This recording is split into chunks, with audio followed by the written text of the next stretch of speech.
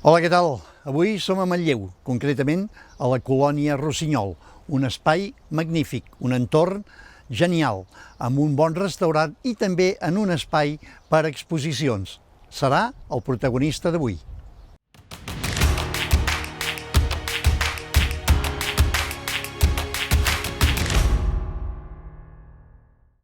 Doncs bé, ja hem entrat a dins amb una nau que fa molts anys era una fàbrica i ara, doncs, ja veieu, s'ha convertit en moltes coses, però una d'elles pot admetre exposicions. I avui l'autor d'aquests quadres és el que ens acompanya, avui en companyia d'en Jordi Llagostera. Benvingut. Bon dia, merci. Gràcies, Jordi. Bueno, només d'entrar a les naus, perquè n'hi ha diverses, ja quedes enlluernat. Ja no parlo de l'exposició, parlo de l'espai, no?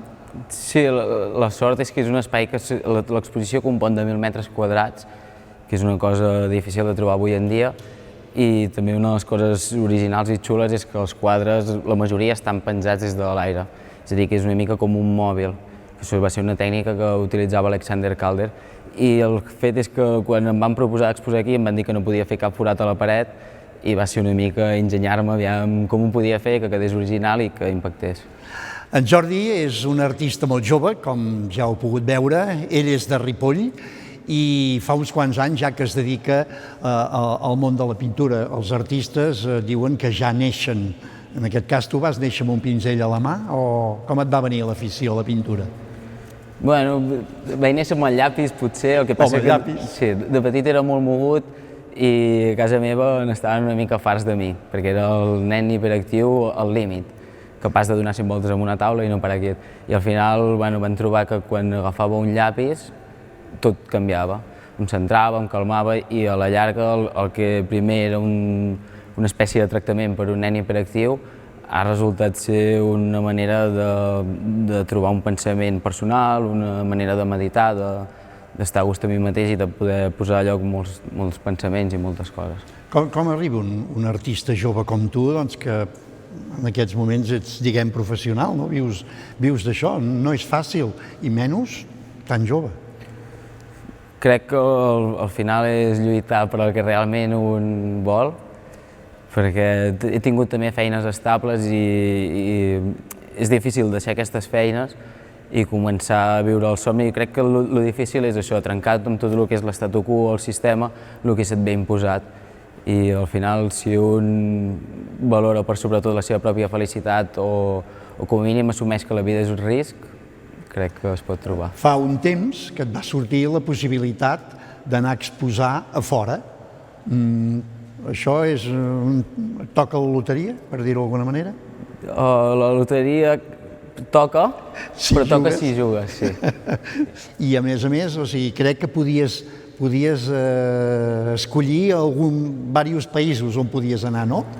Bueno, jo vaig sol·licitar, envies el currículum, que en aquest cas és un book. Correcte, fas la... Sí. Sí, diferents galeries i vaig tenir la sort de treballar en una galeria a Amsterdam online. Als Estats Units també em van contractar durant un temps per crear contingut amb una aplicació que era bastant coneguda en el seu moment. Al final és una cosa que va anar menys, però en el seu moment estava molt bé.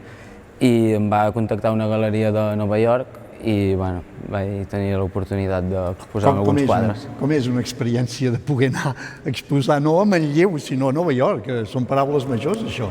Sí, tot i així he de dir que l'exposició aquesta a Manlleu, el fet de tenir els 1.000 metres quadrats, és un privilegi que en molts pocs llocs del món pots tenir, per tant, amb això hi estic molt agraït. I després, el dels Estats Units, va ser una experiència molt xula a mitges, perquè degut al meu DNI, perquè coneixia gent coneguts de manera llunyana que van atemptar a Barcelona, em van prohibir l'entrada als Estats Units. I tinc l'entrada vetada per 5 anys. Ah, sí? Sí, més o menys crec que són 5 anys. És una anècdota... En canvi, la meva germana, que ha estat allà treballant estius, ella va ser la meva representant, que encara semblava més professional, estava allà en el meu nom. Com ja he dit en la presentació, ens trobem a la colònia Rossinyol, de Manlleu. Ja heu vist l'espai, aquest és un petit espai, veureu també imatges d'aquesta exposició. Explica'ns una mica aquest tipus de pintura que fas. Com a artista, evidentment jo crec que tothom té inspiracions, fins i tot la persona més purista que agafa i dibuixa un arbre realista es copia d'un arbre. O sigui, al final inventar alguna cosa des de zero és molt difícil. I jo com a gran referent sempre he tingut a Picasso, que és la persona que va experimentar més estils pictòrics al llarg de la seva vida, des de l'època blava, rosa, cubisme, i el que intento transmetre aquí és una mica això, que jo soc una persona que intenta ser polivalent, que com a mínim a nivell personal té moltes cares. Hi ha quadres més expressionistes, amb diferents tècniques pictòriques i intentar tocar una mica tot i no encasillar-me en un sol estil. És un tipus, almenys jo, que no hi entenc ni gota, que crida l'atenció, no? I, ostres, i a més veus coses molt diferents, no? Malgrat que tot sembla que d'allò, però... Jo vaig pintar, o sigui, la meva vida com a pintor va començar als 19 anys fins als 23, després vaig estar 4 anys sense pintar, degut a uns canvis de feina, que també vaig perdre una mica una motivació i va arribar un punt que abans em preguntava si s'ha de ser valent o no per ser-ho, doncs quan vaig fer els 27 vaig deixar tot un seguit de coses i vaig dir, bueno, o ara o mai. I aquesta sala en concret és la primera part, que és una part molt més crítica cap a la societat, i l'altra part és una part on el tractament del color és un punt més elaborat i hi ha un factor més estètic i no tan agressiu. M'ha semblat veure, tot i que hem anat ràpid, però m'ha semblat veure un quadre del senyor Donald Trump. Sí, va ser just a posteriori de... A posteriori... Bueno, vaig trucar a l'ambaixada de Barcelona, vaig anar al consolat de Madrid, vaig fer tots els tràmits pertinents i quan vaig arribar a l'últim pas no em van saber respondre per què no podia anar als Estats Units, però no podia anar-hi. I bueno, la meva pròpia conclusió va ser del que em va dir la noia que m'atenia, que probablement tenia relació amb això. Jo els coneixia amb un d'aquests nanos perquè havia anat a escalar amb ell i em semblava bona persona, per tant no... Les entrevistes que he fet de quadres, habitualment n'hi ha molt menys. Jo, exacte, entre aquesta sala o aquesta nau i l'altra, n'hi ha una bestiesa. 110. 110. Déu-n'hi-do, no? Vull dir, què porta, més o menys, Quant temps et porta pintar tot això? O pintar, fem-ho més fàcil, pintar un quadre. Varia molt, varia molt. Depèn del tema que...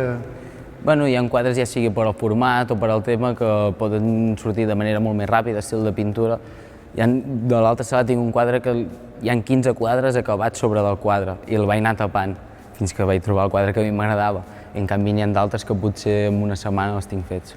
Dies enrere aquí mateix, en un programa, vam estar a Can Rama, en un espai també que ja el coneixes perfectament, i quan he vingut aquí m'he recordat allà vam entrevistar el Nano Riol, el Nano Riols, que crec que ja us coneixeu, i he vist el tipus de pintura que hi ha allà a les parets de l'espai de Can Rama i dic, ostres, que era teva aquest espai, també ets tu, els teus quadres, no? Sí, el vam obrir a finals d'agost i juntament amb un molt bon amic i amb el seu soci, que també ara hi ha molt bona amistat, doncs em van proposar de formar part de l'equip, de portar la direcció artística i allà hem intentat crear un concepte, barrejar gastronomia, art, cultura, proximitat, molts inputs que potser a la comarca del Ripollès no hi eren, perquè jo personalment estava acostumat, per exemple, a sortir de marxa o restaurants o veure exposicions a Barcelona, però sempre sembla que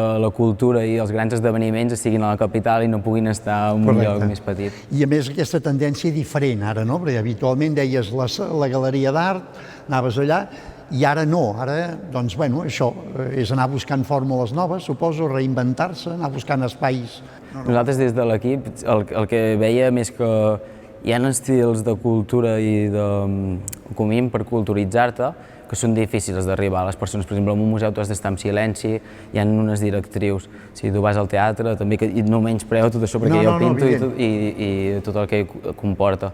El fet és que poder donar un punt d'oci amb la cultura potser fa que tot sigui menys feixuc, perquè actors de cine tothom en coneix, però de teatre en coneix molt poca gent. De música tothom en coneix molts, però de pintura pocs, i em refereixo als vigents, o sigui, vius avui en dia.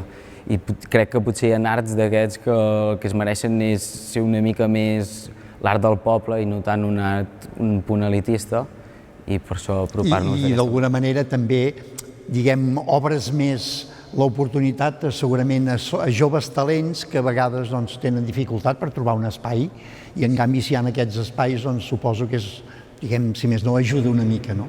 Sí, per exemple, a Rama en concret el que busquem és, tenim diferents espais i la majoria d'espais tothom pot aportar el que ell cregui proper i personal i nosaltres donem una mica del vistiplau, però en general tothom que tingui alguna cosa a dir en aquest món, nosaltres li obrim la porta, ho escoltem i en general ho exposem. I després hi ha la galeria, que sí que és l'espai una mica més selecte, que ara és on hi ha nanos reals. No, la veritat és que em va encantar, vull dir, no ho esperava. Jo hi havia anat moltes vegades a menjar i des que hi ha això nou, tot arreglat, no ho havia vist, la veritat és que em va encantar. La maleïda pandèmia ha perjudicat a tots els sectors. M'imagino que a tu també t'ha complicat la vida. Sí, bueno, tant a nivell, per exemple, de les galeries era molt més difícil d'accedir-hi a nivell pictòric personal, com per exemple el restaurant que el vam agafar a l'agost i ens el van tancar dues vegades. Sí. Però, bueno, el primer espai que vam arreglar a Rama va ser l'entrada. I el que vam fer va ser pintar tota l'entrada amb colors pastel, perquè el pastel, el primer moment en què es va utilitzar va ser el rococó, que va ser un moment en què l'home va desplaçar Déu del centre de tot, va aportar l'oci, tot el més terrenal, i ho va posar com a temàtica principal. I nosaltres el que volíem fer era, hòstia, estem en un moment que tot sembla una merda, que tot sembla decadent i trist, anem a agafar el color més alegre, un color que representi tot això, i intentem aportar la nostra alegria i el que nosaltres sentim a la resta de persones, i aviam si al final el món no el canviarem ningú, però amb un gra de sorra podem intentar de modificar-lo. No, i això en tenim la prova vivent, i això havia estat una nau de fàbrica i hi ha una vivacitat aquí espectacular.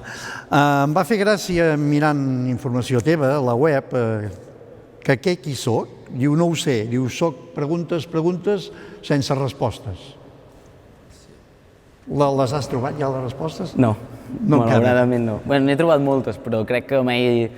No, crec que des del moment en què hi ha fe és que no tenim una resposta absoluta, perquè necessitem respostes a preguntes que mai... Bueno, preguntes que l'ésser humà no crec que tingui la comprensió. Vaja, que sempre hi ha preguntes que no tenen resposta. Sí, i hi ha un quadre que és el primer de tots, i això va ser, m'agrada dir-ho, que la primera professora que vaig tenir que em va ensenyar a pensar i a dibuixar va ser la Carme Calabuig, i la primera pregunta... Ella, quan jo tenia 17 anys, va veure que era una persona que no encaixava en molts aspectes, igual que moltes persones, no sóc única en això. I ella em va dir, tu Jordi, qui ets? I em va fer la pregunta de fer veure que si realment jo entenia qui sóc. I jo li responia, per exemple, soc en Jordi Llagostera. I em deia, hosti, això és el teu nom, però no és qui ets tu. I em deia, qui ets? I li deia, bueno, soc un noi que té 20 anys, que viu a Ripoll, no sé què. I ella em va dir que al final jo tot el que li estava responent no era qui era jo realment, vist des dels seus punts de vista, sinó que jo li estava responent les preguntes fàcils. I el fet aquest de les preguntes realment transcendents és el que crec que és difícil. Molt bé, Jordi. La pandèmia sembla que sortosament va marxant. Algun projecte de futur, un projecte immediat o...? Sí, ara com el projecte, a part de Rama, sí, a part del... que ja intentarem ara aquest estiu també... O sigui, sempre que ens donen franges horàries més àmplies, qualsevol... El que ens donen al dit intentem agafar-lo i utilitzar-lo de la millor manera correcta. I després també a títol personal, amb un amic, amb un parell d'amics, estem fent una marca de roba que fa mig any que l'estem intentant treure i ara al juny, a mitjans de juny la traurem, que es dirà Mad Kids, i que també intenta ser una mica revolucionària. Molt bé, molt bé. Doncs escolta'm, Jordi, ha estat un plaer compartir aquesta estona amb tu.